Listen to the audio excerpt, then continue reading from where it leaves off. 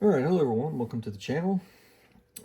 So in this video, we're going to go over the project I've been working on, and this is a project that I've been working on for quite a couple years now. I think I originally came across this back when I was doing the video on the HP 334A distortion analyzer. I came across this article and discussions in the forums about this project, and it got me interested because it was sort of what I was working on at the time, a different distortion analyzer, and I got to digging in more into the articles, and I decided I wanted to take up the challenge.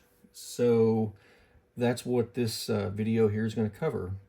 It's going to be a long video, probably at least two parts to cover this project because I've got a lot of. I'm going to go into a lot of detail about my particular build, some of the things that I learned during this build, some of the things that I changed when I was building this, and of course we're going to go through all of the some demonstrations looking at this analyzer in its working form. But before we go into it, a couple of caveats here. From my research on the internet, this is a pretty popular project. A lot of people built this project. There's not a whole lot of information that I could find aside from the article itself and discussions on a couple of the forums about this project.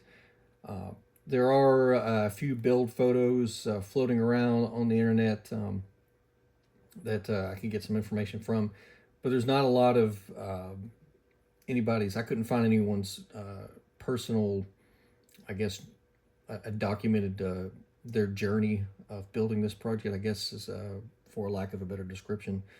So that's what this is going to be. I'm going to document my journey going through this project, having completed it now. And we're going to go through that and talk about some things, like I said, some things I learned. I'm also working on compiling a document. I'll probably release it as a PDF document so that everybody can look at it. But it goes in detail about this particular build of this project, and it's basically going to cover the things we talk about in this video, but it'll be in a documented format there. And that document's not complete. I will at some point finish that up. It's going to have the performance record for my unit in there so that people can look at it. Data points, measurement points, things in case you happen to be building this project and you want some sort of reference to go by to see where your particular build is compared to where my particular build is. As a reference point, I'm definitely not saying that my build is the standard, but it's my build, and as far as I can tell, it at least meets or exceeds the original author's specifications there. So I'm satisfied with that. All right, so speaking of the original author, let's get into it. So you can see here I've got a couple of magazines laid out, and these are the magazines that this article was originally published in. This is a design by Robert Cordell. He did a three-part series in Audio Magazine in 1981. I've got the July, August, and September issues of those magazines. And in these magazines, he goes into great detail about building a high-performance THD analyzer. This analyzer is a complete package. It contains a source and an analyzer in one. It's got the metering so that you can perform a complete measurement with one package, and you can connect your measurement devices, RMS voltmeters, spectrum analyzers, oscilloscopes, to look at the distortion waveform output so that you can go into further analysis if you wanted to do more than just make a THD plus noise measurement. So if you want to look at the particular components of your distortion, it gives the provisions for doing that. Again, like I said, this is not my design. The design belongs to Robert Cordell. And he has a website, Cordell Audio, which the article can be obtained from in a PDF format, which I've got printed out here. I like got the magazines because the article, it's a PDF scan of a magazine article, so the images aren't really great, and I found myself during my build needing to see more detail. So scouring eBay, I was able to eventually get all 3 issues of the magazine, and as you can see, the pictures are, a little bit better quality photos than what is in the scan. So that's why I have the magazines here, just to give me a little more detail things. They weren't particularly too expensive, and so that's why I have the magazine. Certainly not something that everybody would need, but maybe it'll be helpful. It was a little bit helpful for me, so that's why I have the magazines here. And I know that before we start getting the comments about, there's so many ways to measure harmonic distortion, total harmonic distortion. There is. I know you can use PC sound card and some software to do this, and that's fine. Your measurements are going to be limited by the capabilities of your sound card, which most of the sound cards don't extend too far into beyond the audio spectrum. So if you're wanting to do higher end, higher frequency measurements, you're going to be limited. You're going to find yourself limited on the hardware capabilities there. And, so those are trade-offs you have to make when you're trying to determine your measurement setup. I also have obviously I have an HP 334 distortion analyzer. We've seen that repair in the previous videos a few years ago. I've got an HP 339 distortion analyzer, which that one's made some appearances in some of my later videos, not as the subject, but as in use. It's been there, and now I've got this analyzer. And this analyzer, I will say, once I got it built and got it finished, all the gremlins and whatnot worked out of it. This analyzer does perform better than the HP 339A. For one thing, is it has 2 more decades of measurement down. The lowest range on the 339A being at minus 80 dB. The lowest range on this analyzer being at minus 90 dB, so that's going to give you another decade. Plus, it's usable down to minus 100 dB, and some even further usage below minus 100 dB until we get into the limits of the instrument. But this instrument, my build is actually a better performer than the HP 339, and we'll go into more of that later. So I am excited about my build, and once we get done with these videos, the analyzing these, it's going to go into my audio rack. That we'll see that later for doing audio measurements. But in this video is going to be part 1. What we're going to do is we're going to go into an overview of my build. I'm going to tear it down for you on camera, and we will look at my layout, the construction of the build, and we will look at the signal source in this video. We'll analyze the audio source for this unit. We'll put the instrument through some tests with some other test equipment so that we can determine how good of a source we have. Because like I mentioned in my previous videos here, the quality of your source is one of the things that's going to determine your measurement capabilities. So your quality of the source and the quality of your analyzer. If you have a good source, you got a good start. Then as long as your analyzer's up to it, you can make very low, you can measure distortion levels at very low levels. And that's what we're going to look at in this video. It's going to be part one. All right, here's my distortion analyzer. It's pretty large. It's built in a, I think this is a Schroff case, and of course standard rack mounts of 19 inches across. And you know, when you're building a project, or when I'm building a project, I've always found that I end up needing more room in the case that I'm trying to put the project in. And so in this case, I had this enclosure sitting in a closet for a few years, and I figured I would put it in this enclosure, and it's worked out really good. And as it turns out, it had just enough space. So I originally was going to put it in a smaller case, like one of these. I have a bunch of these.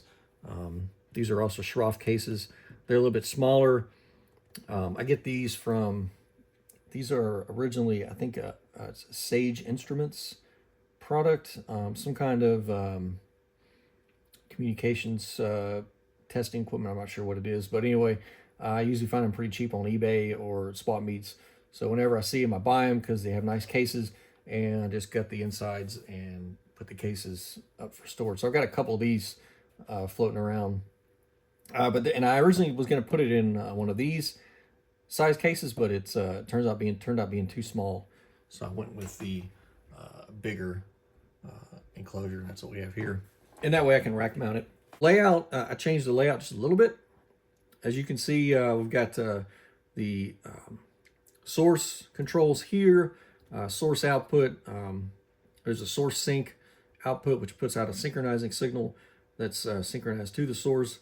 And I added a third option for a frequency counter output. We'll go into more of that in a little bit when we talk about the source. So this is something that I added here. And really, it's a convenience thing for me. If you're using the sync source and you're using the source output at the same time, I found sometimes I need to look at the frequency, maybe if for whatever reason. So I liked having the third option for a frequency counter output there. That way I don't have to try to branch off the sync source, and I can just have a dedicated connection for the frequency counter. Again, something you may decide you want or that you don't want. It's optional there. Source output here. This is our attenuator for the source. We've got our tuning range and frequency tuning controls here. These will tune the source and the analyzer simultaneously, just like the HP 339 instrument when your source is tuned to the analyzer. So if in this case we're set up for 1 kilohertz, so you would have a 1 kilohertz source signal, and the analyzer would be tuned for to reject the 1 kilohertz signal here. So these are paired together. Input level goes to the input of the analyzer, which is here. We got 1, 3, 10, 30, and 100 volts input, same as the original design. We've got a full scale attenuator here for taking measurements on the meter, and our distortion monitor output here where we can look at the products of our distortion signal here. Power switch indicating light, and meter select switch.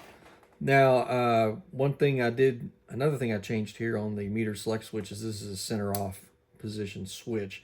And the reason I did that is because it makes calibrating this meter a lot easier. I don't have to go in and lift any leads. I can simply take to the center off position, and it isolates the metering circuit from the rest of the unit. When we go into more detail on the analyzer in part 2, we'll go into more detail on the metering circuit. This metering circuit has been changed.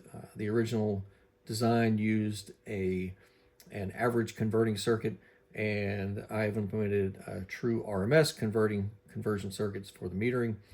And I believe this was also done by Robert Cordell in his analyzer later on. He implemented a true RMS metering, and a lot of, from what I've read online, a lot of other builders have done the same thing. We'll go into more detail about that later and why you may want to consider, if you're going to build this unit, upgrading to true RMS conversion. But anyway, so back to the metering select switch here. We can look at the source, which measures our input level, or we can look at the distortion indication there. You can see it's on a tilted bale. Makes it easier for me when it's out here on the bench to work on it. When I do rack mount it, I'll probably take the bale off so that I can get it to fit in the rack. All right, take a look at the back of the unit.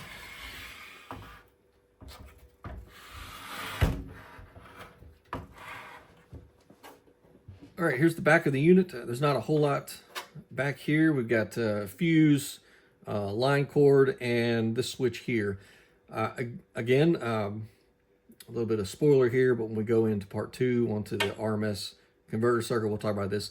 This is a response switch for the meter, so I can either have RMS or average response. Useful for taking comparison measurements if you've got a distortion analyzer like the HP334A, which is average responding instrument, and you want to make a comparison between the two. You can have that functionality there. You can switch it to average responding or RMS responding. Normally keep it in RMS responding, and we'll talk about the reasons for that later. Covers are off. Let's talk about this build for a minute. As you can see, we've taken the outer cover off, and we've got another cover. This instrument is very sensitive to noise. I've spent days during the build process of this tracking down noise in the instrument. That wasn't even due to the instrument. It would have been done. It was noise due to a switching power supply on the desk that was running, or a LED light, work light that I had on my workbench at one point. Random harmonics just floating through the system, causing all kinds of interference with the unit because of noise from outside the unit. But when you're building this and you're troubleshooting this and you're scratching your head trying to figure out where's this random 54 kilohertz noise spike or a string of 100 kilohertz noise spikes, where are they coming from? Is it throwing the instrument off? And that's where they'd come from. I turn the soldering iron on and off, I get a noise spike. It's very, very sensitive to noise. And you're looking at an instrument that's measuring voltage levels down into the microvolts, 10 microvolts, 100 microvolts and lower. And it really starts to get important. The grounding really gets to be important, how you lay out your grounds, where they connect to. All that stuff matters. Trying to get the line noise out of the unit, taming that, any kind of oscillations. It all it gets really hard, really important, really difficult to do. And I've rebuilt the power supply scheme for this unit. Probably, I think I had 5 different builds before I got to the final version of this, building new power supplies, new layouts, ripping out the distribution, the power supply distribution, the grinding distribution, starting all over again to finally get this instrument to working right. And it was a challenge. Like I said, part of the reason why I picked up this project is not necessarily because I needed another distortion analyzer, although this one, as it stands now, performs better than what I currently have on the bench. But it was a challenge. I wanted to see if I could do this, to build this type of project and get it to working down to where the author specified it to. And it was hard, but it was fun. And, of course, if you're going to do this, I got to warn you, it's going to be expensive. I've spent way more money building this project than anything I've paid for my other units. But again, part of it's just the challenge. And for me, this project was a challenge to see if my ability was able to match this project, and we're gonna look at that as we put this unit through some testing. But like I said, shielding. So we've got the outer covers are very thin and flimsy. They're really more of a decorative type cover than anything. So the unit needed internal shielding, and if you were to take apart, for example, the HP 339 analyzer, you would see that it's got internal shielding and it's compartmentalized to keep the noise levels down, and that's what I've done with this unit. So we've got this internal shield, and we'll take this internal shield off, which is held on here by these thumb screws, and we'll take that off, and now we can see the inside of this unit. And I'll make sure that we get that on camera. So here is, and like I said, it's a big unit. It's hard to get all this on camera, but here is the inside of the unit. As you can see, we've got compartments here. We've got our signal source compartment, which is on this side. This is our analyzer and state variable filter here. And then our auto-tune, auto-level set controls here, as well as our product filters and our metering circuit. And in the back, you can see the dedicated RMS metering converter. Input attenuator switches here. All right, and on the back side, we will look at the power supply. We'll take a look at that first. So the power supply is on the back because that's where I had a little bit of extra room, and it puts it sort of away from the really sensitive portions of the circuitry here. Now I used a this is, as you can see from the overhead shot there, we had there's metal enclosure back here, so shielding back here on this side and shielding back here on this side. This is the power transformers. It's a toroidal transformer, and I originally was going to mount the power supply external to the unit in a Hammond, one of those Hammond extruded aluminum enclosures on the back here, but I ended up opting to not go that route. And the reason why is because I couldn't get the transformer and the power supply to fit in an enclosure that would also fit inside on the back of this panel here. So one of my earlier builds, this is one of my earlier build power supplies for this unit. As you can see, I was going to use two small PCB mounted transformers, one for the positive 15 volts and one for the negative 15 volts. And I built a couple of iterations of this type design, essentially following the original design by Cordell. And I found that the transformers were not up to the task. I was getting a lot of line noise coming into the unit, 60 hertz, some 60 hertz, some 120 hertz, a lot of harmonics from those. And what I determined was the transformers were getting too stressed. They weren't able to provide enough power, so the voltage was getting, the output voltage was getting drawn down, causing a lot of noise coming in through the power supply, because basically we were overstressing the power transformers. So I went with a bigger transformer. This is a 50 VA unit here, so it has a lot more power capability than the smaller printed circuit board mount transformers I was using. And then we've got a two-stage regulator here, and this is for noise.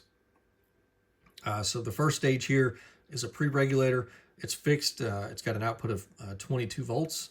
So we've got a plus 22 and a minus 22 volt output here.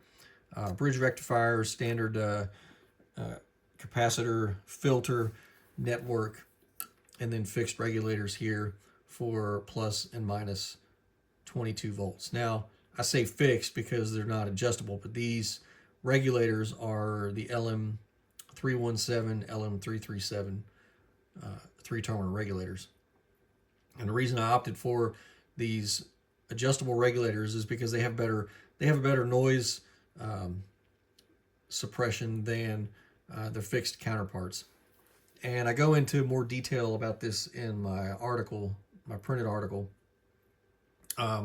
But this information is out there. It's in the data sheets here.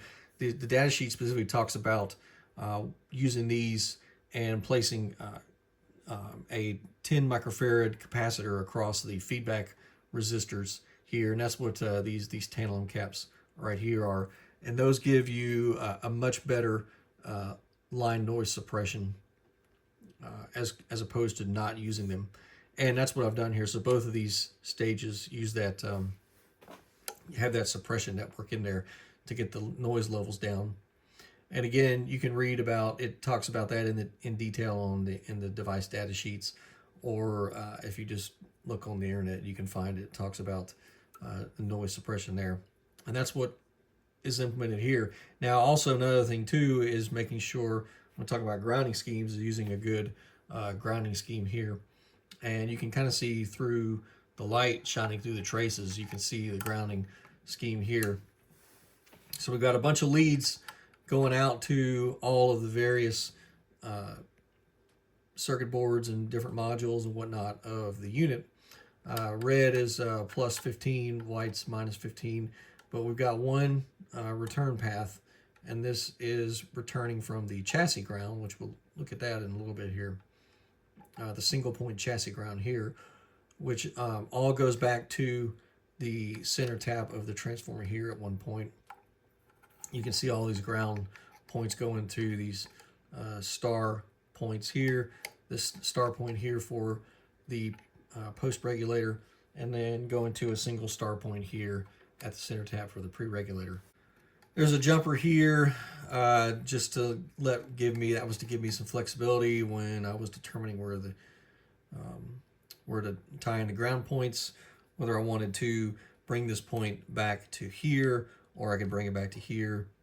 Ultimately, I found that this was the best place to bring it to, so that's where that ground point is tied. Now, I mentioned that this stage is fixed. This stage is adjustable. You can see we've got adjustment pots here for setting the plus and minus 15 volts. So that can be done with the instrument operational so that it's under load. And I've set them for to give me an output of just over 15 volts, so like 15.1 volts or so. Adjustments there. These are the heat sinking. As you can see, it doesn't look like a typical, it doesn't look like a traditional type heat sink, but what these are is these are aluminum bar stock that I picked up at a hardware store, about a 1/4 inch thick. They're about 1 inch wide across and quite long. And so they're sufficient for getting the heat out. Being that this is a 2-stage regulator, neither of these devices is doing a whole lot of dissipation. It'll get warm over time, not uncomfortably warm enough where you can put your hand on it. You can feel that it's warm, but definitely not enough that would cause any concern there. And of course, these are isolated. You can see they've got the seal pads to isolate these units and the nylon washers there, so that these are electrically isolated, because these tabs on these regulators are connected electrically, and we don't want them electrically connected to the chassis, so they're isolated there. I wanted to keep all of the AC, I always try to keep all of the AC line portions minimized as much as possible, localized as much as possible and out of the unit. So all of the line portion is behind this metal closure here. We got our line filter, line fuse, line connection, line fuse, and this is a line filter that's attached to the backside here for some additional filtering. So the only AC the only line AC that's actually routed through the instrument is what's going to the front power switch, and that's routed through some shielded cabling, so that that line noise isn't radiated. And of course, it's routed up against this chassis panel here to keep it, as far away as possible from the rest of the unit. We can see that line switch goes back in. Well, you may not be able to see it, but it goes back in here to the metering, right next to the meter, through some shielded cabling, which is part of this wiring harness right here. So up against the side, trying to keep that, just like I said, trying to keep that as far away from the sensitive portions of the unit as possible. Because again, noise is a big deal in this instrument, and it's very sensitive to any of that noise. So we want to keep that out. All right, here's the underside of the unit. As you can see, we've got more shielding. We've got source portion here, and then the analyzer portion here. So again, and we'll take these off here in a minute, but again, noise being a big deal. So we want to keep any radiated noise that being radiated from underneath, from getting into the unit. So we've got shielding here. You can see we've got the bottom shields off now, and we can see this is the underside of the printed circuit boards. There's 3 boards here. We've got the auto tune, auto set level portion here. This is the filtering portion here, and then our signal source. We've got power distribution here, these red and white leads. Again, like I said, red for plus 15 and white for minus 15 volts, and the black leads being the grounds. So we'll talk about the grounding here for a minute.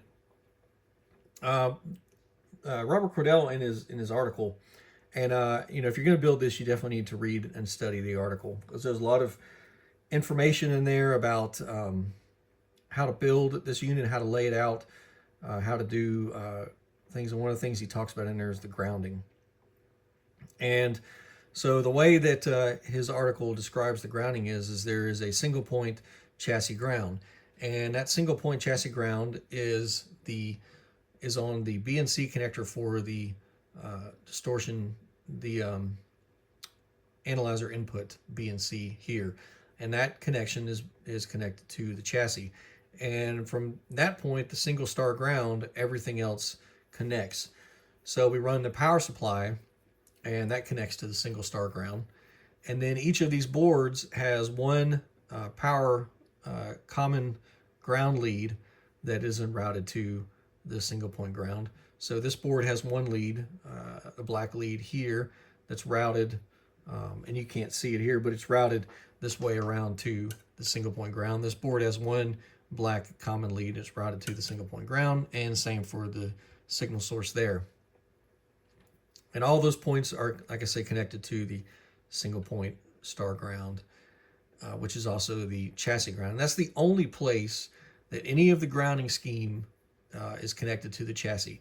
So if I were to go in here and remove this, disconnect this BNC lead, this BNC connector here, lift those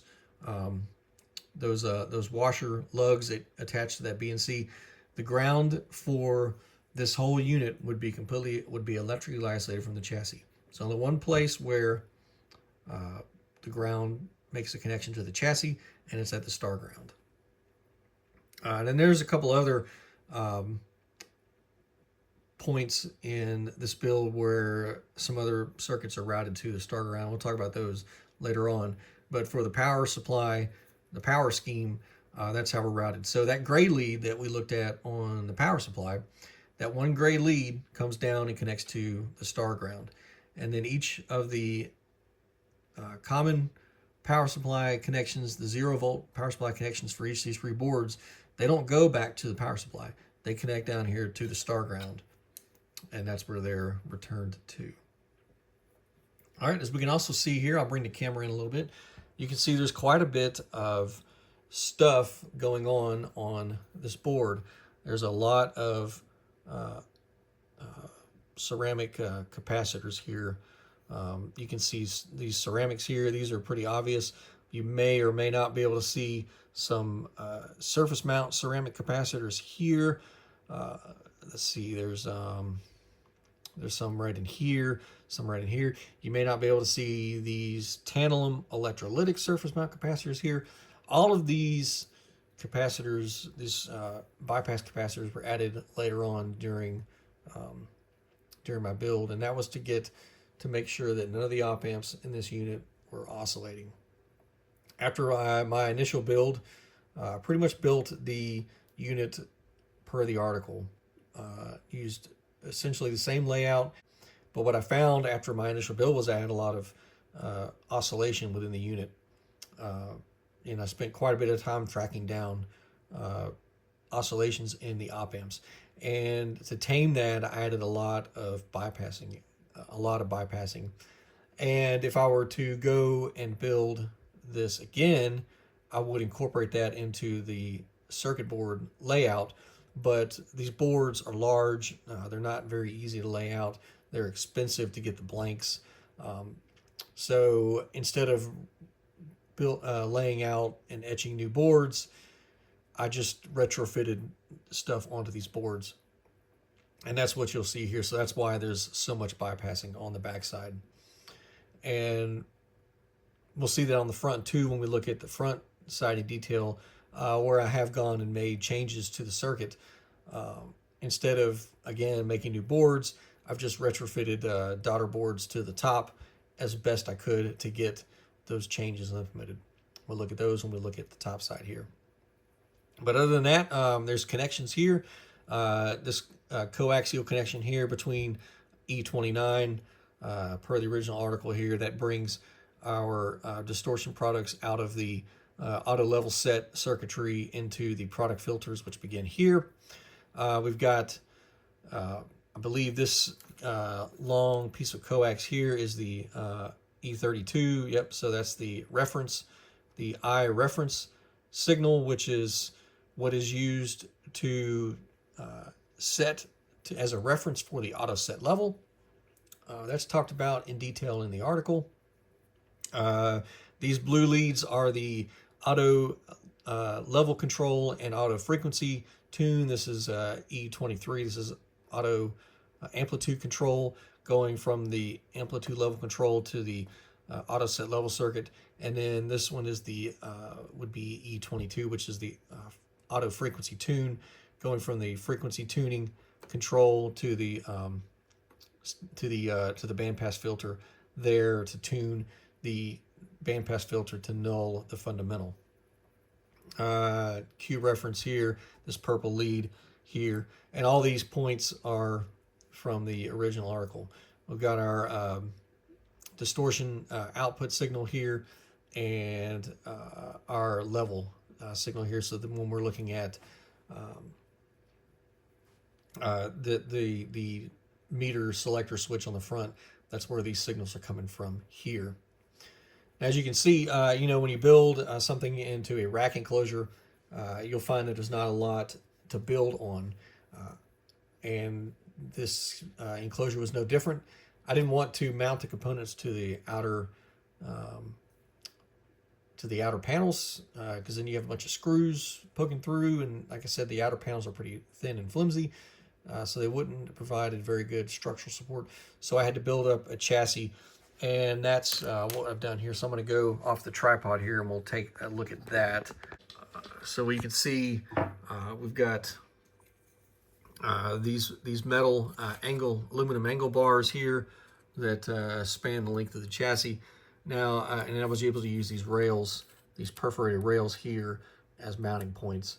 And then so we build up a sub chassis, which is convenient because then that gives us a place to not only mount components, but we can also use them for routing the wiring to keep the wiring neat. And that's what you can see I've done here is we've got all the wiring routed onto these to keep the wiring layout neat.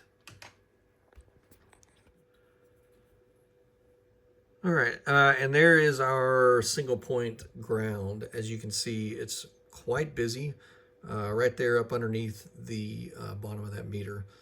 That's our input B and C. and all of those leads going into that single point ground. So like I said, that's the only point at which our electrical grounds make contact with the chassis, is at that point right there. And you can see quite a bit of those black leads that are twisted together are from the various circuit boards and modules within the unit. And you can see back there's gray leads. Those are the leads that go back to the power supply. Now there's two of them there. I only used one of them. I routed two just in case I would need that second one for whatever reason, and it wasn't needed, so it's just terminated back at the back of the unit, but it's only connected at that one point. Also, you can see from the single point ground is where all of the coaxial cable shielding is routed, and we'll talk about that here in a little bit. All right, let's see, get some light. I'm trying to get some light here on the source, and we'll look at that, and then we'll look at the schematic and talk about that. So here's our source. As you can see, quite a lot of op amps. There's 8 of them in this unit. One of them is behind this support bar here. It's right under there. You can't see it, but they're all in a row there. And we've got some adjustments here. This is a level, an amplitude set here. I'll talk about that. That's something that was changed from the original design. This is our balance for the rectifier. And you can see there's a pot here, and this is for the second harmonic. And we'll talk about that. It's also a change to the original design. Over here on the side, you'll see another board here. That is the, that's a sync buffer that I added. And we'll talk about that as well. I didn't like how the sync signal was tied directly to the oscillator. I wanted to get that isolated from the oscillator source, so that's why that's in there, that sync buffer. We'll look at that. It's pretty simple little buffer circuit there. All right, and the switching is down here. As you can see, we've got our trim pots for tuning the source to the analyzer. That's discussed in the article.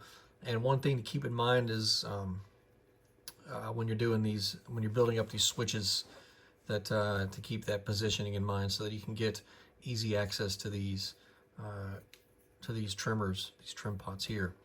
Now I've seen on a couple of different builds where people have used relays to do the switching instead of these rotary switches, and that would certainly be easier from a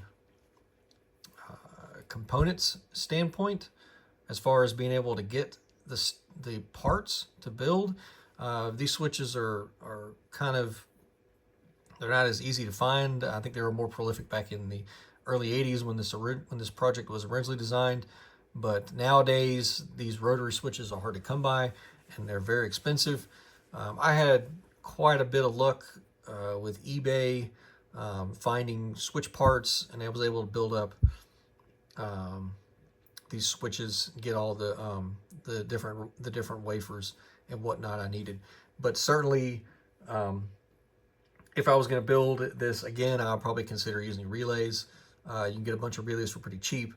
The only problem then is you got to have a control scheme for your relays, and then you're going to have at least one rotary switch to switch your relays, or you're going to have to implement some sort of micro-controlled push button scheme, which, again, that goes into the complexity and whether or not that's something you want to take on. But anyway, I've seen some designs on the internet for some modifications where people have done these using microcontrollers and relays.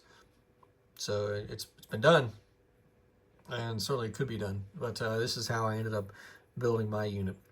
As you can see here, there's a daughter board off of this range switch. These are the capacitors for these are the filter capacitors for the automatic level control circuit for the source. I mounted them off board here because I needed a different ground point for the returns.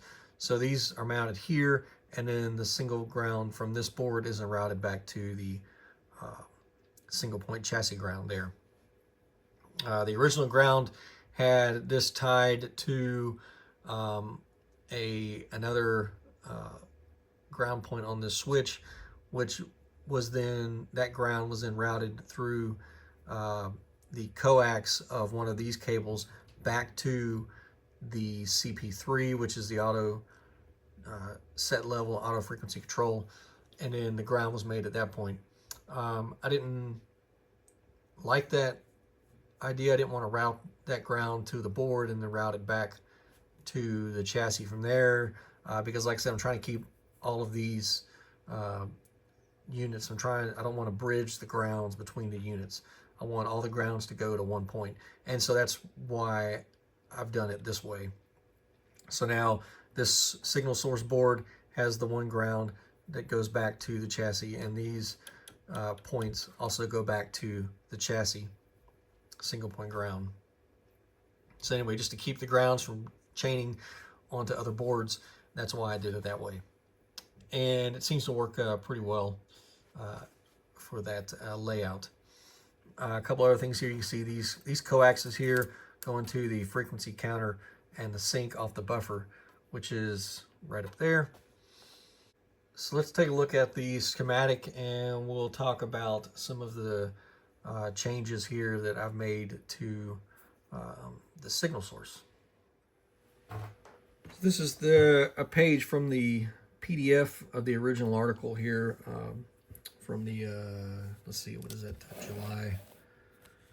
July Audio Magazine, July 1981.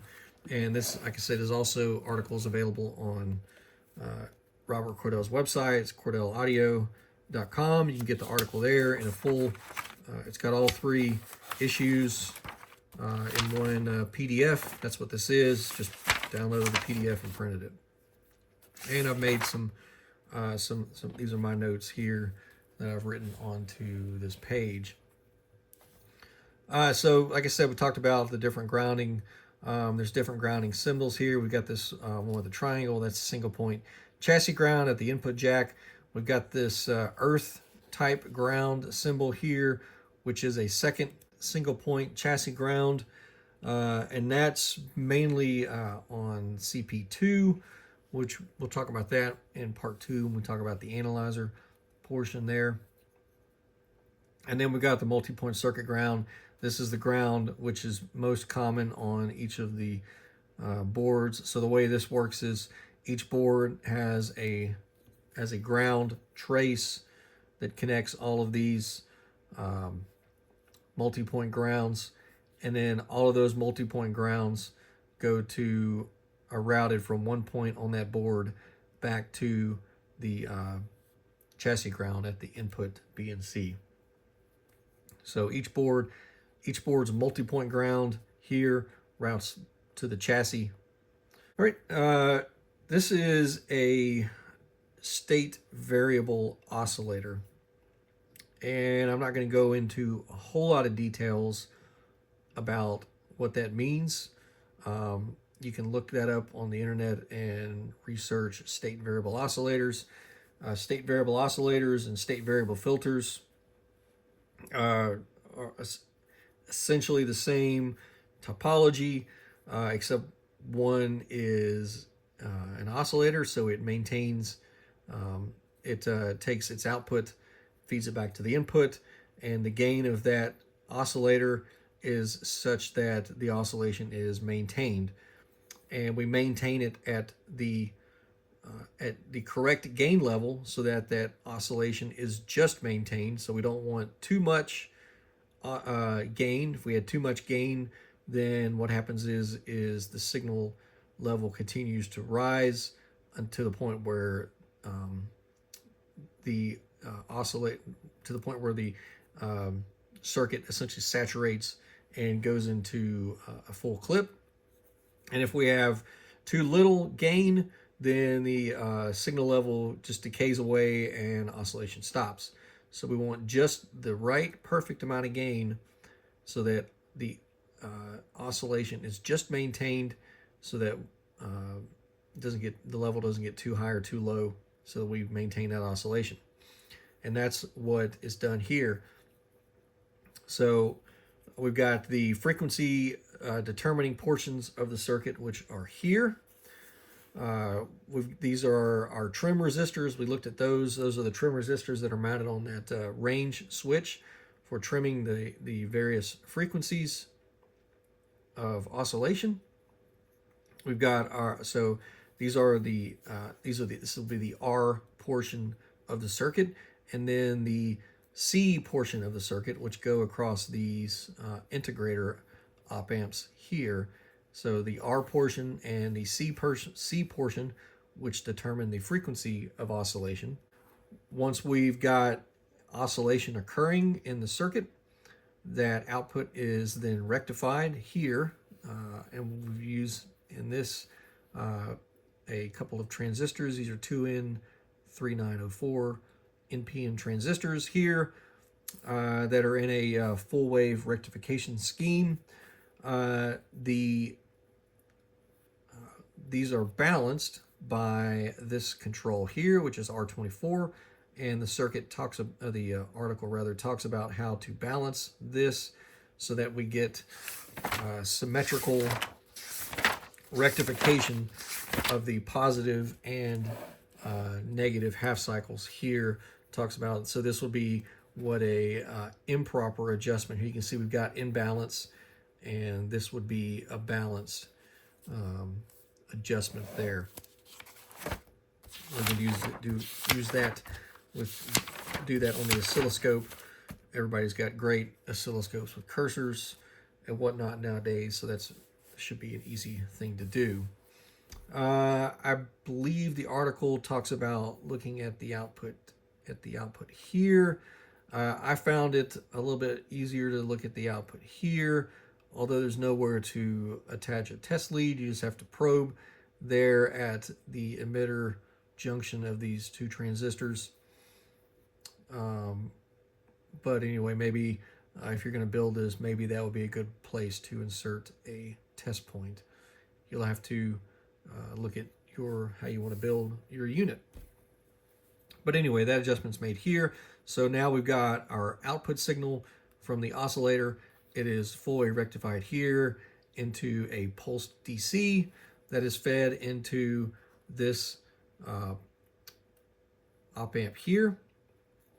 This pulsed DC, which is filtered by these capacitors here. Now these are the capacitors that are mounted on that small daughter board that we looked at on the rotary switch. So these capacitors are switched for filtering on the different ranges, whether we're on the 2200 or 2200 2K or 20K or 200K range. This filtering here gives us, if we have this switched filtering scheme, provides for a lower distortion, more tailored filtering for the frequency range that you're operating on. It gives us a better quality signal at the output, and that's what they've done. That's what's been done here. We've got tailored filtering through these switched filters.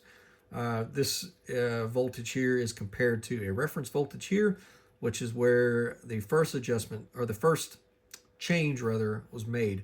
So, and this is discussed on Dick Moore's website, Trenola.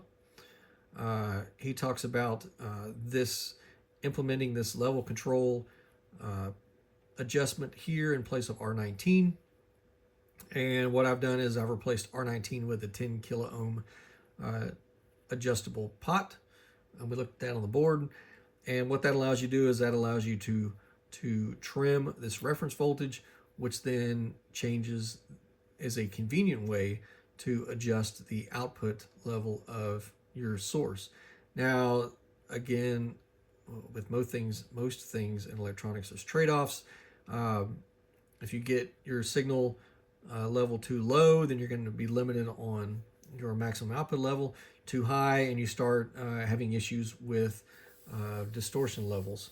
So what I've done is I adjusted it just to the point so that I can meet the nameplate levels, which is 5 volts RMS on the highest level.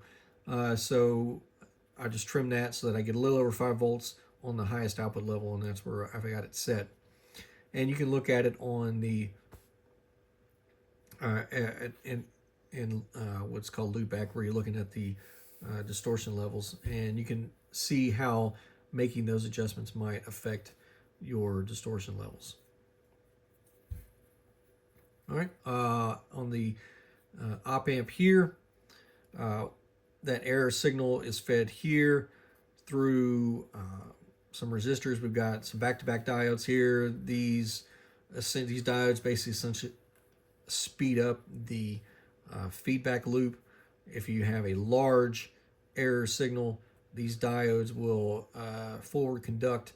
They'll bypass this 100 kilo ohm resistor, sending a larger signal to the FET driver here and that's going to be on large level swings. So, you know, maybe when you're changing ranges or when you first start the unit up, that way the feedback works a little faster to get faster control over the signal, to bring the level under control until it gets level into a manageable level, and these will stop conducting, and you'll have a slower feedback response, which is what you want. You don't want really fast continuous feedback. You want the feedback response for the level control circuit to be very slow and very small. Very slow and very small feedback signals helps us improve the distortion level of the output signal. That goes to the FET driver. And I didn't talk about this, but we'll go back, and when I get done, I'll talk about, you can see I've got different op amp numbers written down here. I did not use the same op amps that Robert used in his design. I changed and used some more modern op amps, and we'll talk about that in a little bit. FET driver here goes to drive our FET. This is a 2N4091 in-channel JFET. Very important. Most of the JFETs that you will find on DigiKey or Mouser or wherever are, I guess, what you would call digital FETs. They're switches. Those FETs, like a 2N7000 or a something like that, like a 2N7000 FET or some of the other FETs, they will not work in the circuit. What you need is a FET that acts more like a variable resistance than a simple on-off. This FET here has a large resistance range over its bias. So anywhere from, say, 0 volts to minus 7 volts, this FET's resistance will vary from, say, maybe 20 ohms to 60 ohms or so. It's specified here. The VGS is 5 to 10 volts. The on resistance is 30 ohms, and then that's variable. So it's not used in an on-off configuration. You want that variance of resistance, because that's what's going to control the level. I've also got here is a J111. The J111 works fairly well also. I think it's more readily available than the 2N4091, although the 2N4091 is available, still available from Mouser, which that's just who I use. I'm not doing any kind of sponsoring or any of that stuff. I have no ties to any of these distributors. That's just who I use. And just an aside, the reason I use Mouser is because back in the day when I first started ordering online, Mouser did not have a minimum order, whereas DigiKey had a $25 minimum order. So that's why I use Mouser, because that's just who I've always used.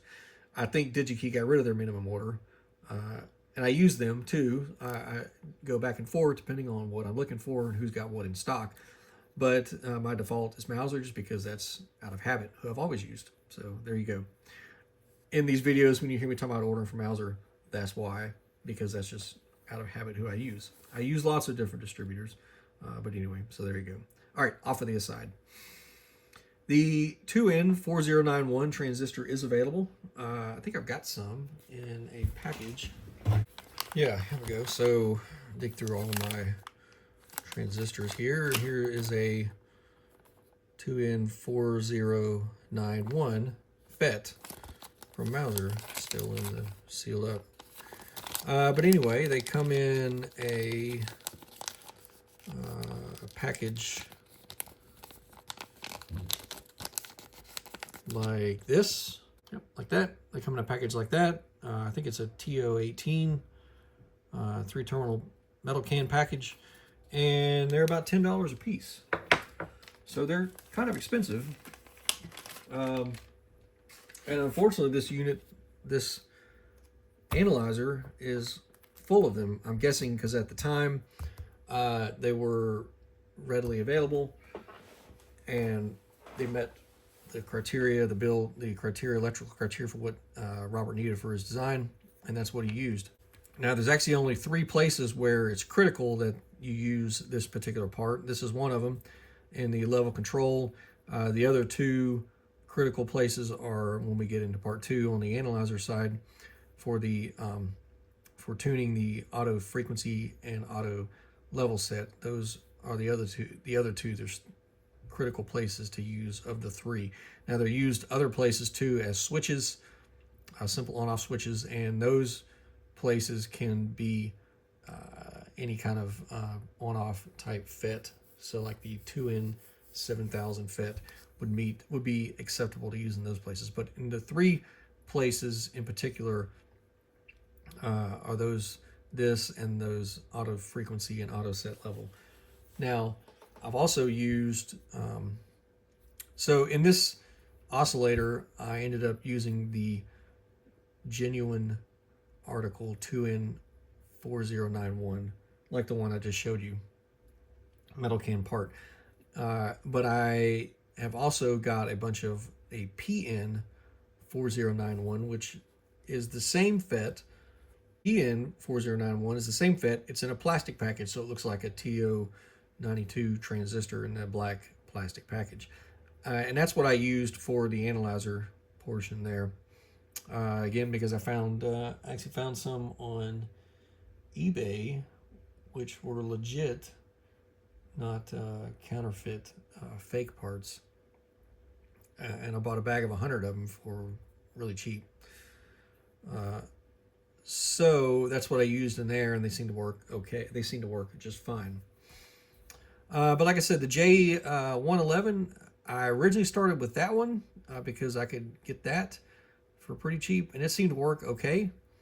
I don't know, maybe I think this was also mentioned on some of the chat boards and whatnot about using, instead of if you can't find a 2N4091 or a PN4091, the J111 seemed to the general consensus seemed to be that would be an acceptable replacement.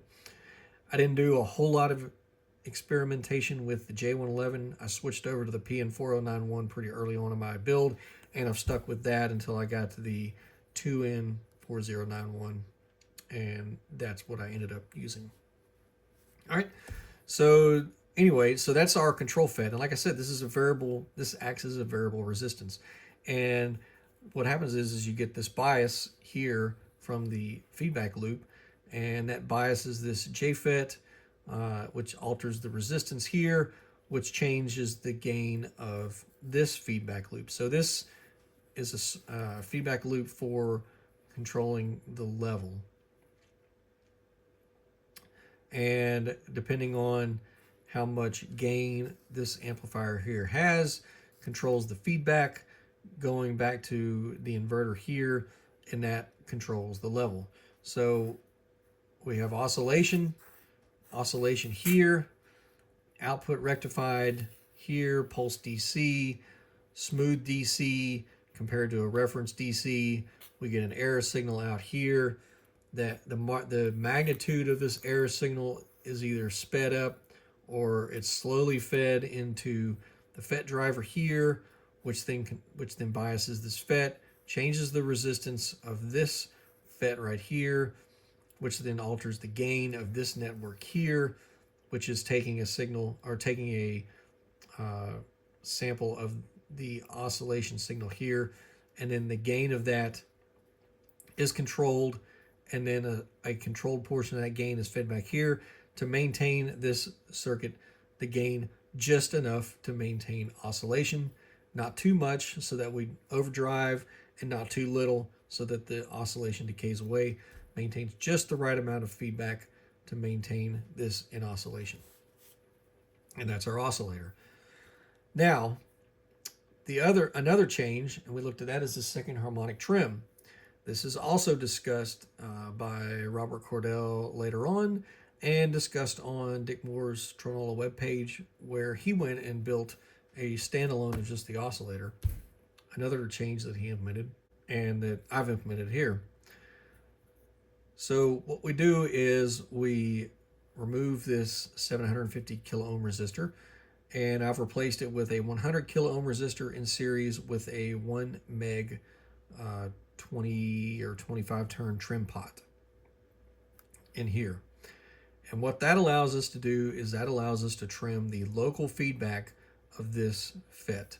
So what happens here is that when this FET is used to control the gain here as a variable resistance, since this signal is always changing, there's a small signal that's always changing on this, that causes the conduction channel of this FET to modulate. The modulation causes it causes what's called channel modulation to occur in this FET. That channel modulation then is imposed onto the feedback signal here of this amplifier, which now this feedback signal has some modulation signal imposed on it, and then that modulation signal is fed into here. Ultimately, what happens is that channel modulation affects the harmonic level of our signal. So we're getting harmonics fed back in. Now, normally these integrators should remove most of the harmonic products, but they can only remove so much. And if we have harmonic levels that are higher, for an instance, then the harmonic levels will be higher at the output, whereas if they were lower at the input, they would be lower at the output. They can only remove the harmonics to a certain point. So if we want lower harmonic content, which we do, we need to put lower harmonic content in to get lower harmonic content out. And that's what this does. This, by adjusting this local feedback around between the gate and drain of this FET, we can reduce the effects of the channel modulation on this FET. That results in less modulation products here at the output of our gain loop, less modulation effects, less harmonic content going in. We get less harmonic content coming out. And that's what we do here. And this is very obvious. You can trim this once you get this unit built and working. You can trim this using the front panel meter. You can trim this for lowest harmonic, lowest residual, or in my case where I have the HP 3585B spectrum analyzer, I can use that spectrum analyzer to trim the harmonic levels. Most people probably aren't going to have one of those, so you can use the unit itself to trim this, make this adjustment. And this, if you're going to make any alterations electrically, not talking about swapping op amps, but if you're, you maybe not do the gain or whatever, I would definitely, recommend making this modification. It greatly improves the harmonic content, or the lack of harmonic content of your output signal. So so that's where we are. Honestly, I have 2 meg trim pot. What is it written now? So I must have used a 2 meg. Anyway, And then 100K in series, just so that, you know, if you bottom out the pot, you still have something here. You don't just create a dead short across here. So 100 meg in series with, I guess, a 2 meg trim pot. And I think I used 2 meg so that it would put it around the center of travel for the pot to get it in the ballpark of what the original circuit design is. And then you can make adjustments off of that either way. All right, so that's our oscillation circuitry there. From there, we go to our output attenuator, which is here. Which really, I say attenuator. This isn't really so much of an attenuator, but the output attenuator is here. But this goes to our switch for our level range, our level control pot here, buffer amplifier here, this buffer has gain. It's not a unity gain. This actually has gain. I think the gain is about 6 or so. Then we go through our output attenuator, and then finally to the output BNC here. Now look here, we've got one of those special diamond ground symbols. So this is another place where this point needs to be tied to the chassis ground. As you can see here, our main output ground is a multi-point circuit ground, so that's going to go back to CP1 board ground and then to the single point from there. And what I did was, because I use a lot of coax, is I routed this ground through the shield of the coax on the output there back to the circuit board. Also, you can see here on the level control pot, this ground point here on the level control pot is also routed back through the shield to the multi-point ground on the circuit board.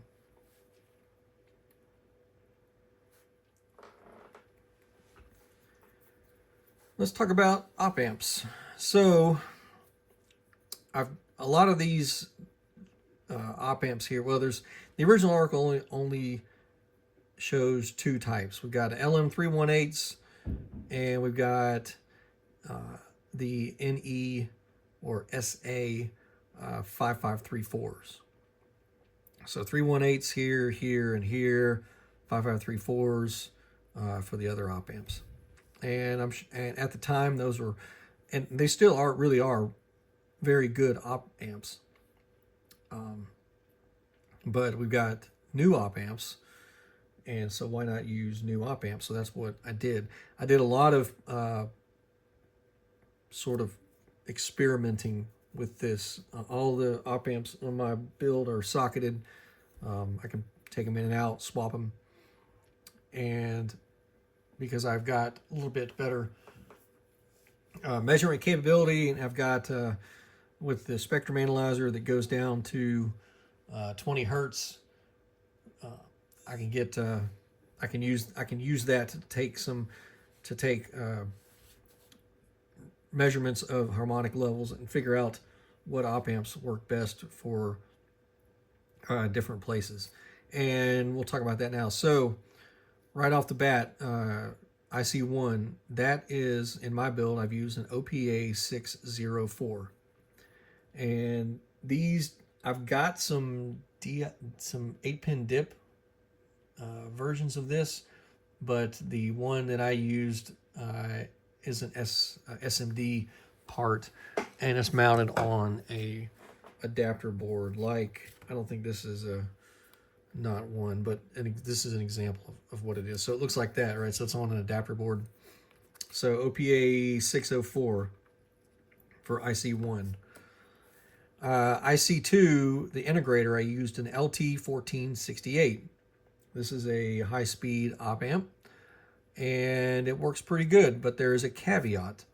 So the LT1468, if you look at the data sheet, it talks about pin 8. And pin 8 is to have no connection. It's some kind of laser trim they do at the factory. The data sheet says specifically don't make any connection to pin 8. But if you see here, the 5534 has got a capacitor connected to it, 22 microfarad capacitor connected between pins 5 and 8 for frequency compensation. Well, so what you got to do is you got to clip that pin 8 off, and that's what I did on mine. These capacitors I haven't installed because, like I said, I built this originally just the way the article said, and then I made changes. So all these compensation capacitors are installed, and what I did was I just clipped off pin 8 and left the capacitors installed. So if you're going to do the LT1468, make sure you keep that in mind. You got to clip pin 8. Don't connect it electrically. And anywhere in this build where I've used LT 1468, that's what I did. So LT 1468 IC2, LT 1468 for IC4, another for the integrator there, again with pin 8 clipped off.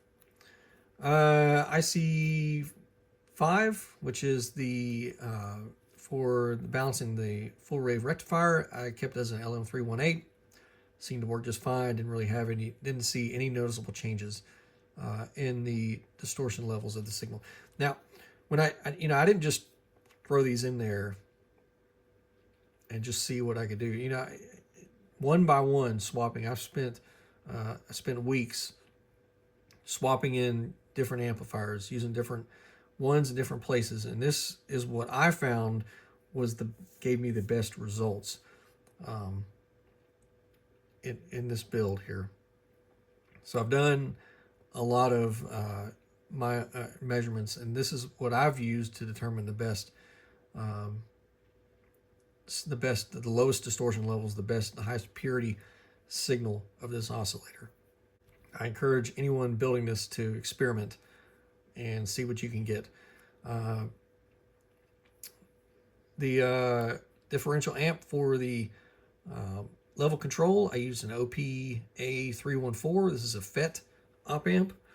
You want, in this position, you want a FET input op amp. You don't want to load the filter circuit because if you load it, that's going to cause your filter to be less effective, and it's going to give you more ripple on your error signal. So you want very little loading on that. FET input op amp is a good one to choose. I tried like a TL081 would probably also work. But anyway, I used the OPA 314. This is the single op amp. There's an OPA 2134, which is a dual op amp. And if you're going to do a total rebuild, and you might consider that combining some of these into dual packages, like this 6 and 7 might be combined into a dual package, because I think, let's see, yeah, that one's I think I left that one's a 318, but it could potentially be combined, or some of these could be combined into multi-dual op amp packages. But yeah, OPA 314, FET op amp here for the differential amp. Kept this one as an LM318, that's the FET driver. Kept IC3 as a NESA 5534 amp for this one here. So this one and this one stay the same. And this one, so IC 5, 7, 3, 5, and 7 are original, all the other ones. And the output buffer, IC 8, is also at LT 1468. So this output buffer is tricky because it's not only a buffer, but it has gain. And so of course, when you introduce gain, you also introduce distortion, or potentially introduce distortion, because especially at the higher frequencies where you're running into limitations of your op amp. In particular, this one's a high speed. The 1468 is a high speed 90 megahertz op amp, which is good in that case because it gives us more gain at higher frequency before we start introducing too much distortion. And that's what we want here. We got to have gain, and we need the capability of high frequency because this oscillator goes up to 200 kilohertz. which is pretty high frequency, very high frequency for an operational amplifier, especially if you're wanting to maintain low distortion. And the 1468, the LT 1468, I found was the best performer in that position. I also tried good runners up, the LM 4562 in particular. The only problem with that op amp is it's only available in a dual package and required some fairly clunky adapter boards. I was surprised that I could not find adapter boards for making dual op amps fit in single op amp sockets. This is one that I made. As you can see, it's kind of clunky. 2 circuit boards. This is an LM 4562 dual op amp, and it's wired to fit in a single socket configuration. It's kind of clunky. And I did the same thing with the SMD part. I think this is, yep, so this is a 4562 SMD, same thing, but you got, it's a dual board. And what's odd is that the LM 4562 for some reason runs really hot, and I don't know why. We're operating, it's being operated within its parameters, plus or minus 15 volts. I believe it's specified out to plus or minus 18 volts. So it's well within its operating voltage, but it runs really hot. And I actually had an LM 4562 in the IC4 position, and it ran hot. And after a year or so, because I've been working on this project since 2022, so 3 years now, after a few years in that position, it gave up the ghost and smoked. So I had to replace it. And I didn't want to build another board. I did some experimenting, put in an LT 1468. Seems to work the same as the LM 4562. And so I just left the LT 1468 in that position. And it doesn't run hot. It runs normal, no temperature to the finger, which when I'm saying hot, that's what I'm using, finger test. To the finger test, the LM 4562 ran hot. The 1468, I can tell no temperature difference. And I don't know why. The only thing I can think is that maybe because it's a dual package, if the unused op amp is oscillating for some reason, causing it to heat up. But if it is, I would think I'd be able to see that in the rest of the circuit, and I don't. So I don't know why it does that, but it does. If you were going to build this from a new design, I would highly recommend looking into the LM4562. It's a great op amp, very low distortion. It's a dual package, which is convenient. Not convenient to retrofit, but it's great if you're doing a scratch build. And it's a lot cheaper than the LT 1465. The LT 1465s, if you were to buy them from a distributor, I think they run about $10 or $12 a piece. I think maybe more. I seem to remember buying a sleeve of 10 of them, and it was up there, over $50 or more for a sleeve of 10 of them. I want to say it was close to $80. I can't remember. I haven't looked at the price recently. They are expensive op amps. The LT 4562 is a lot cheaper. I think they run about $3 or $4 a piece. So they're cheaper, and they're good op amps, and I would recommend using that in a new build. And the performance was very similar, other than the weird heating thing I got. And that was on the SMD and the surface and the through-hole part. So I don't know what the deal is. But anyway, that was my experience with the LM4562. Again, like I said, great op amp. I would use it on a scratch build, but trying to retrofit it was difficult, clunky. So I went with the 1468. 1468 LM14 or LT1468, also a great op amp, but it can get a little bit squirrely. so it requires some careful attention to keep it tame. The LM318 is horrible. It requires a lot to keep it tame. I also found too the LM318, another good op amp, but it requires a lot of attention to keep it tame. All right, but anyway, after all of that discussion, we've got some gain. I think the gain is about 6 on the output buffer, going to the output here through the output attenuator. This attenuator here maintaining roughly 600 ohms output impedance. And I measured the output impedance on my unit, and it does a pretty good job of maintaining, right around 600 ohms. So pretty good. One thing I don't like is that it's capacitor coupled to the output. I am concerned that the output capacitors could potentially introduce some distortion to the output signal. I tried a couple of different options here. I tried using non-polar capacitors. I tried, I think in the end, I remember reading somewhere about using standard temperature as opposed to high temperature rated. I don't know. It's probably a lot of snake oil. There's a lot of that when it comes to audio stuff on the internet. All I can say is do your own measurements and substitute stuff in, try it out, see what works. And, I think in the end I just used standard name brand 100 microfarad electrolytic capacitors in this configuration here at the output for my source.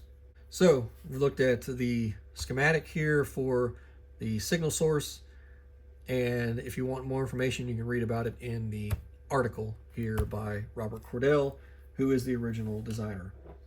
All right, let's take a quick look now at the circuit board for my unit, and we'll look at those.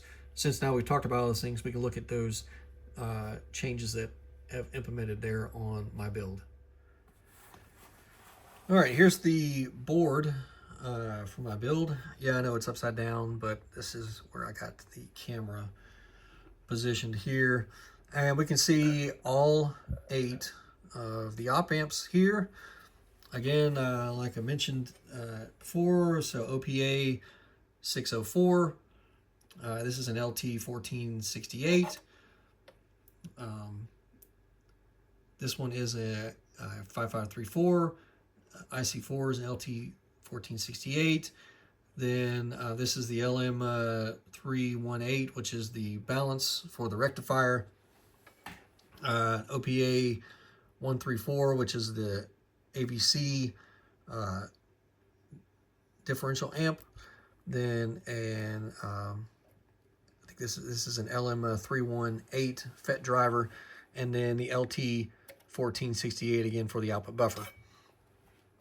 And you can see here it's upside down, but this is a label for the pinch-off voltage of our FET, control FET, which is right here. Like I mentioned, that we did use the 2N4091 for the control FET. The article talks about this. It's important that you measure this pinch-off voltage. You will need that later on when you're setting up your unit.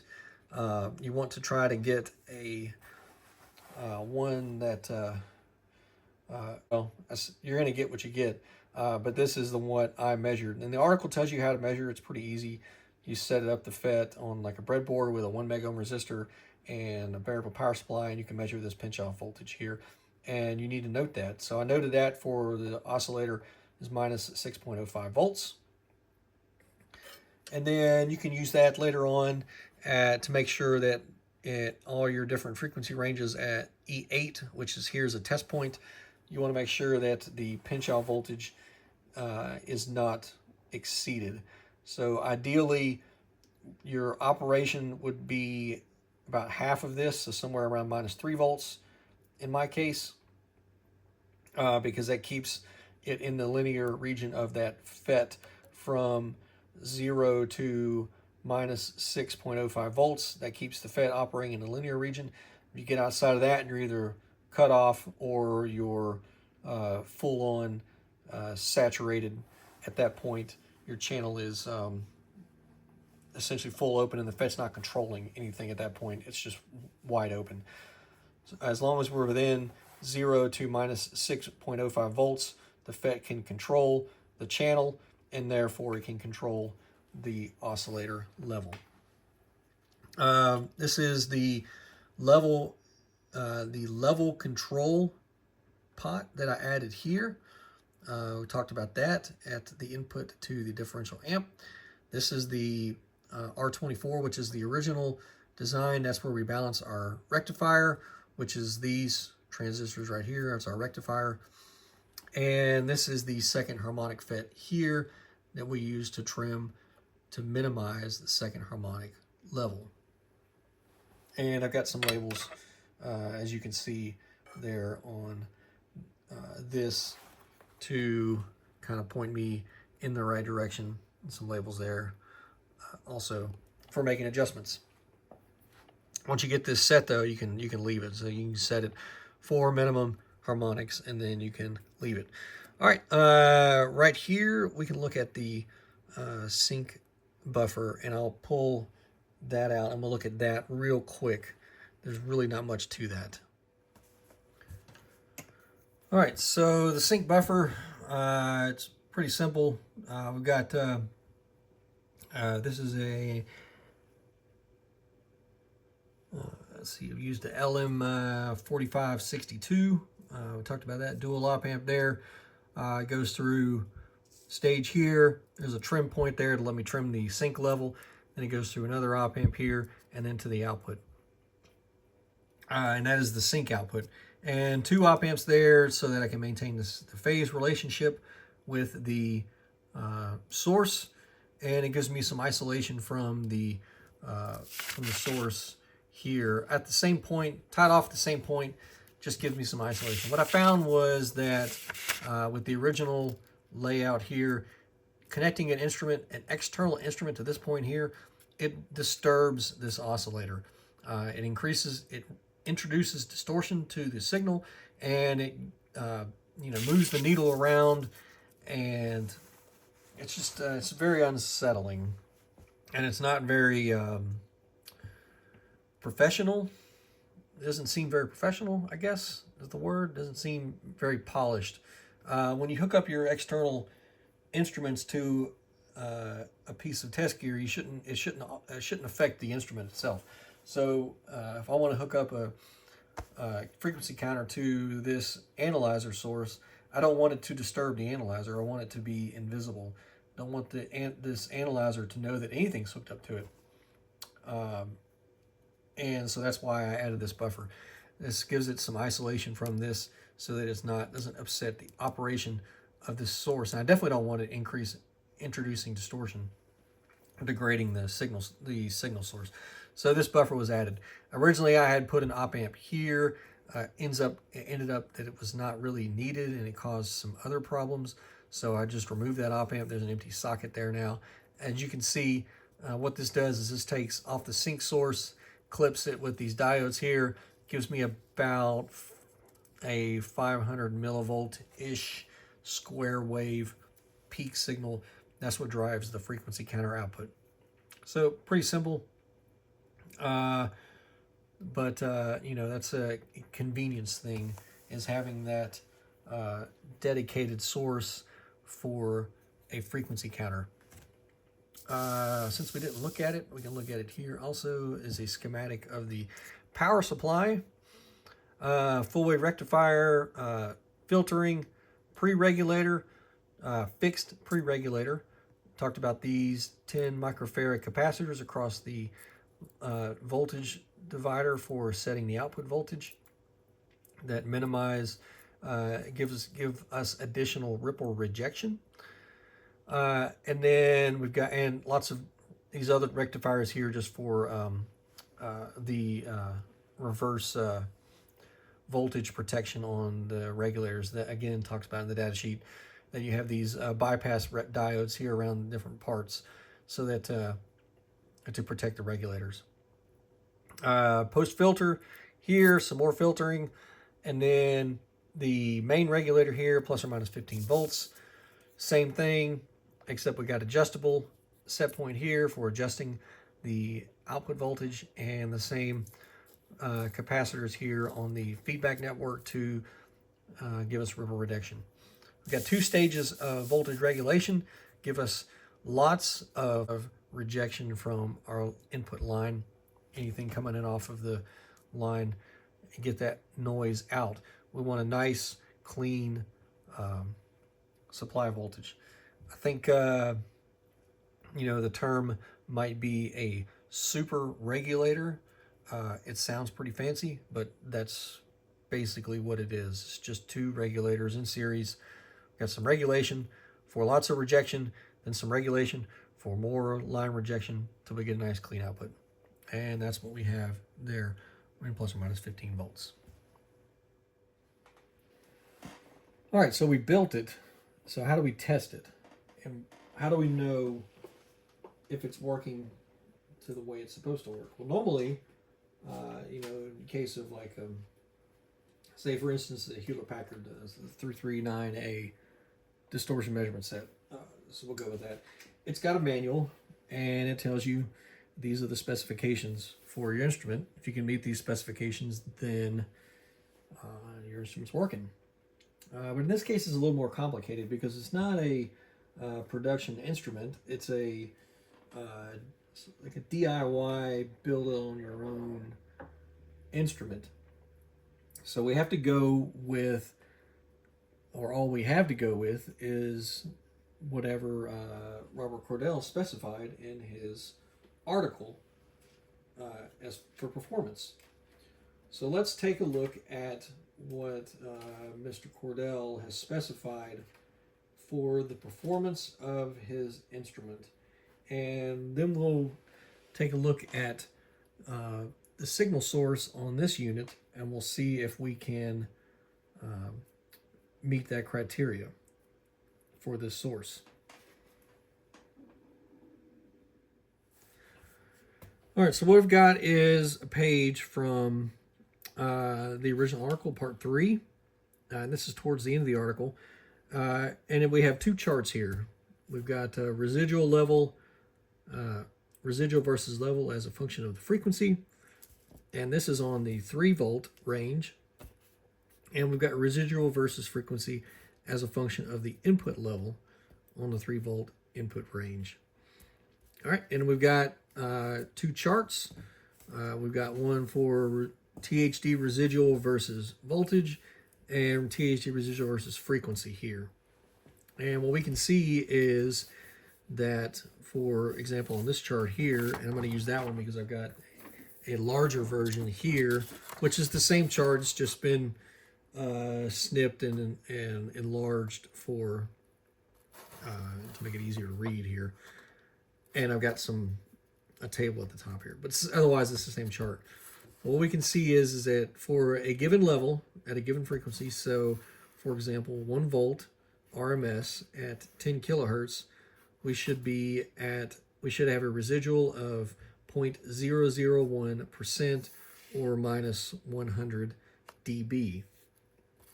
Now residual, what he means is he's got the instrument in loopback, which means he's taking the source, the signal source, feeding it back directly into the input of the analyzer and measuring distortion. So no device in between. This is just straight signal source to analyzer and measuring the residual. So the residual would be what's left, and the residual is a combination of the fundamental, whatever amount of the fundamental is not removed, because at some point there's going to be some fundamental coming through. The instrument, it's not perfect. No device is perfect. So some fundamental is going to get through. And then, but more importantly, and what we're concerned with here is the harmonics. So once we get rid of the fundamental, then we can start seeing the harmonics.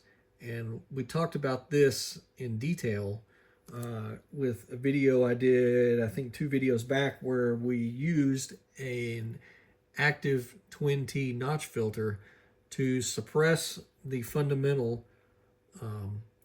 signal, the fundamental component of a sine wave, and that allowed us to see the smaller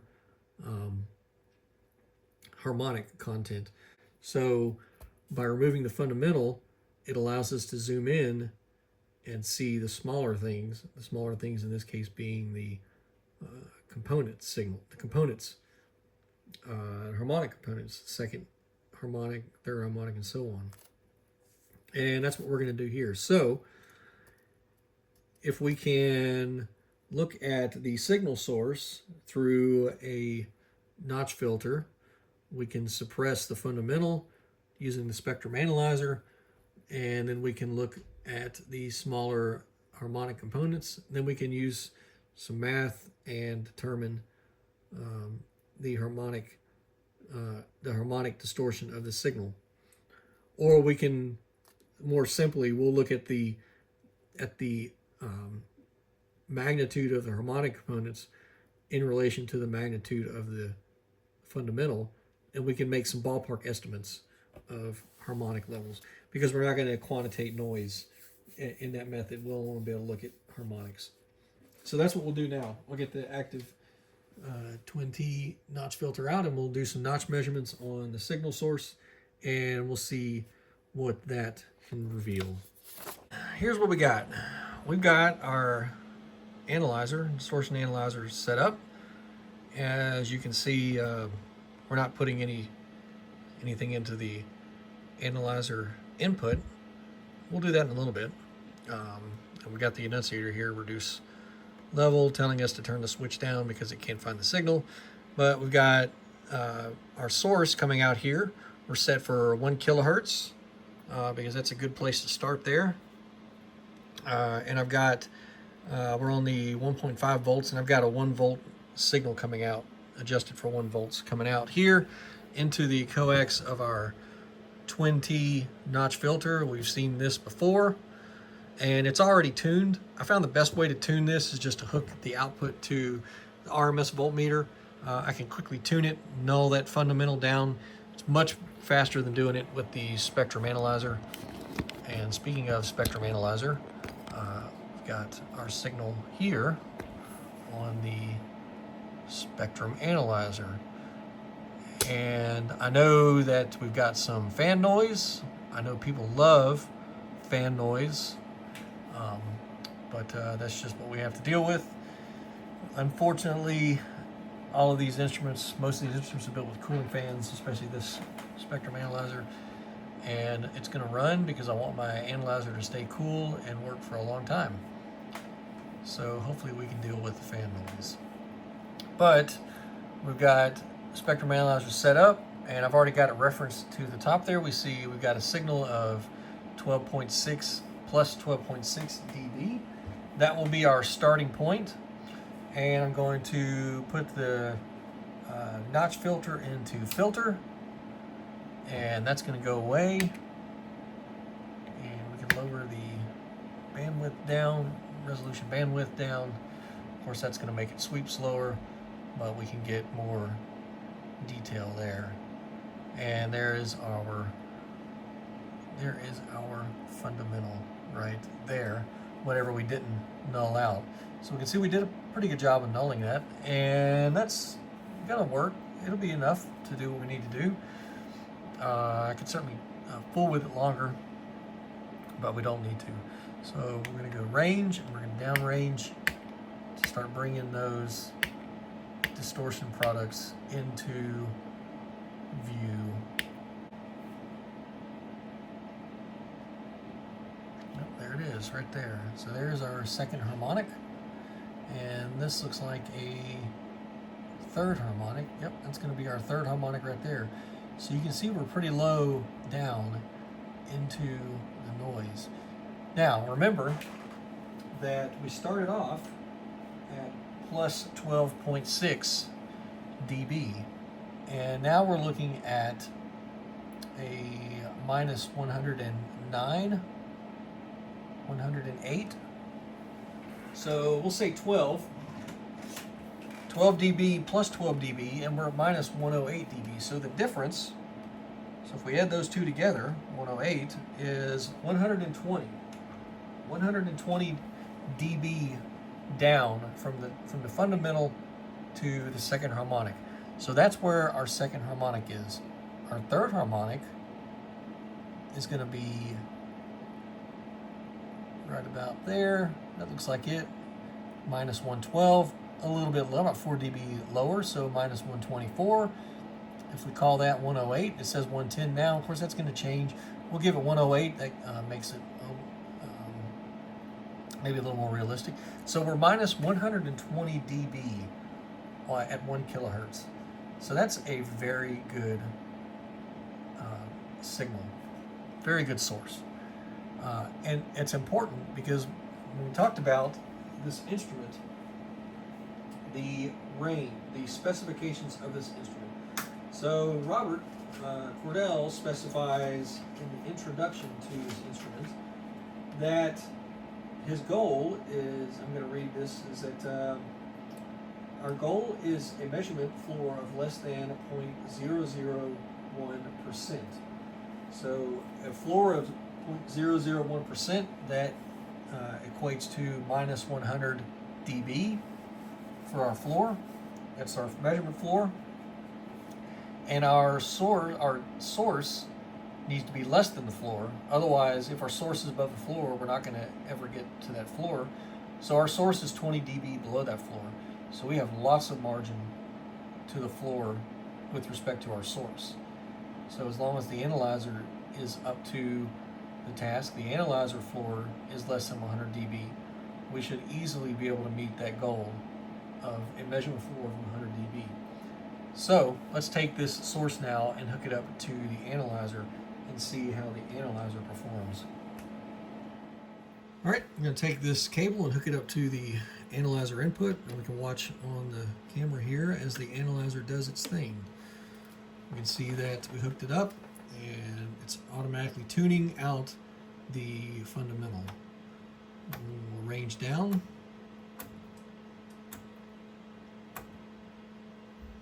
All right, there we go. So now we can see we're starting to get some movement on the needle.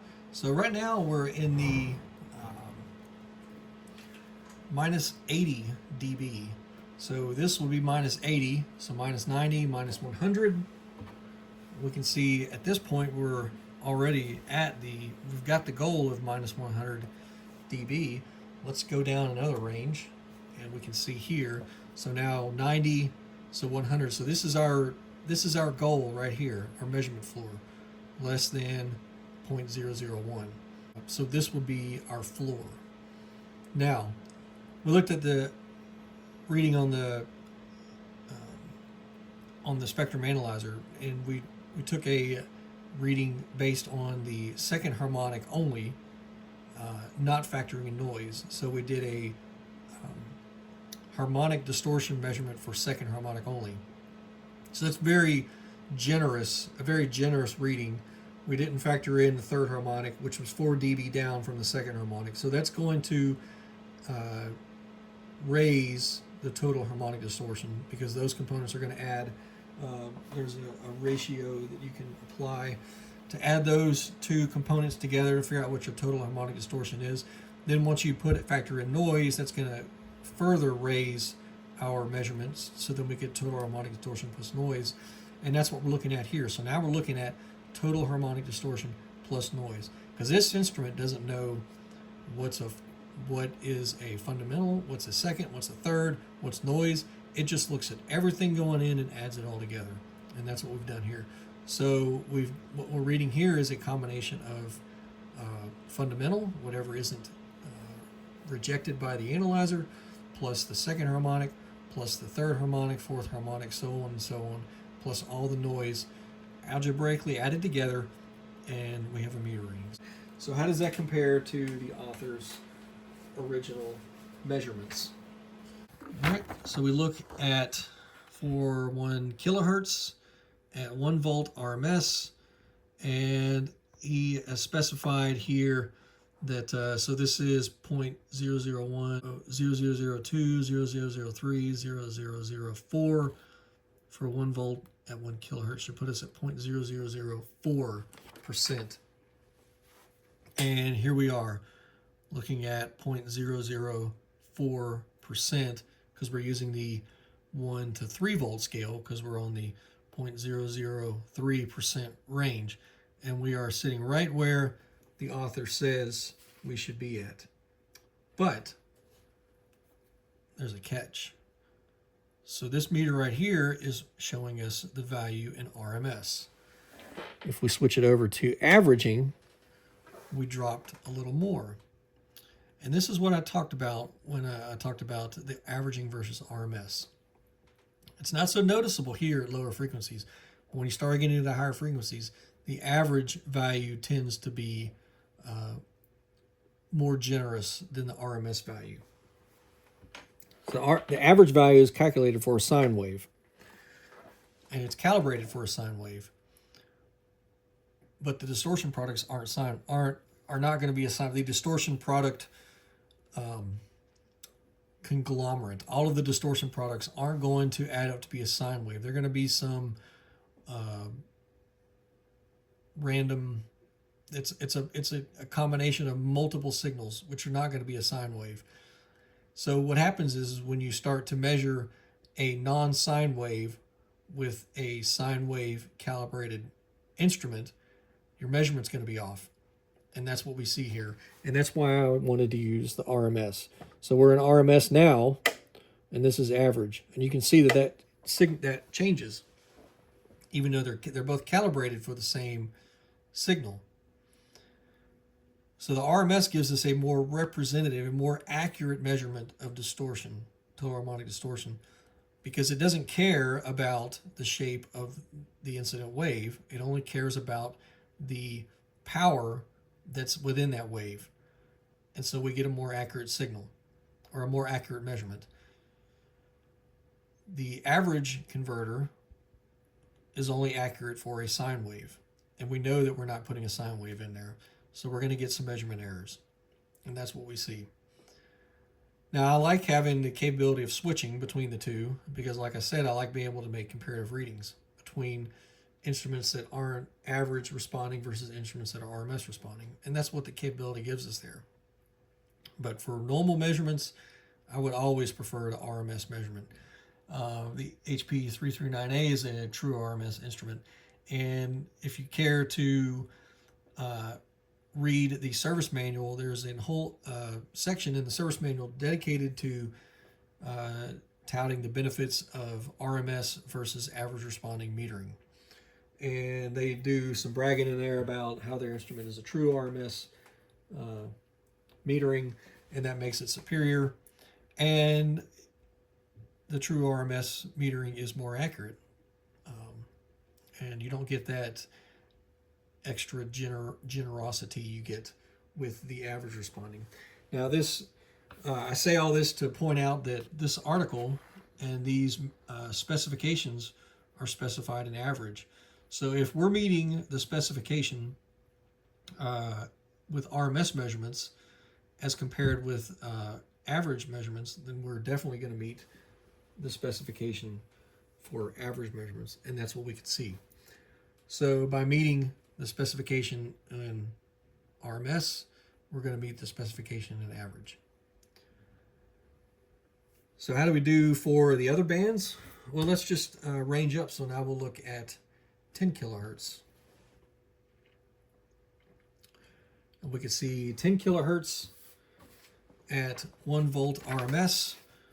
We're sitting right here at just a little bit above 0.001%. So right at a little bit over 100, minus 100 dB. We see the specification here, puts it right on the line at minus 100 dB. Again, knowing these are average readings, they're going to read lower when compared to RMS. I would say that that is within the margin there. We can switch to RMS and see that we meet it also there. We'll go one more. We'll go to 100 kilohertz. And now we'll have to range up on this.